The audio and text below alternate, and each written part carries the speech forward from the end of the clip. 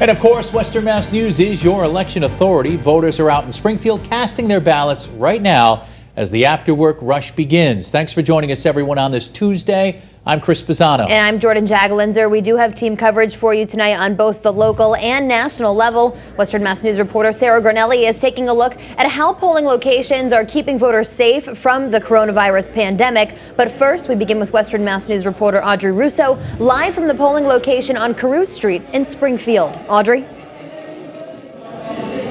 Things are really picking up here at the Boys and Girls Club here in Springfield. Now, I ran around and I did a quick tally of all the voting machines, and so far, more than 2,000 votes have been fed into those machines, ready to be calculated.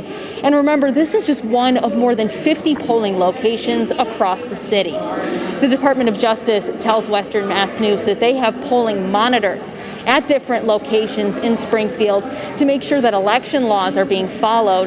Springfield Police have beefed up security at polling locations. Now, they tell me today they haven't received any threats of unrest or violence, and they haven't received any reports of anybody making a disturbance at a polling location, but still, they've decided that their plan for today is that they're not going to have just one officer at every polling location, but one officer for every precinct.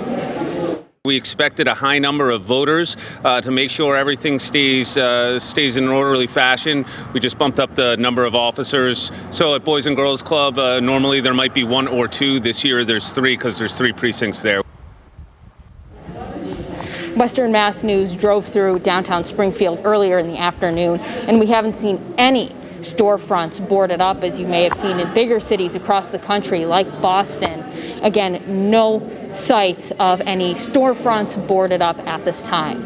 Now, coming up on Western Mass News at 6, we'll hear from voters directly how they feel about their own safety, not only at the polls, but afterwards when the presidential election has been decided. Reporting live in Springfield, Audrey Russo for Western Mass News.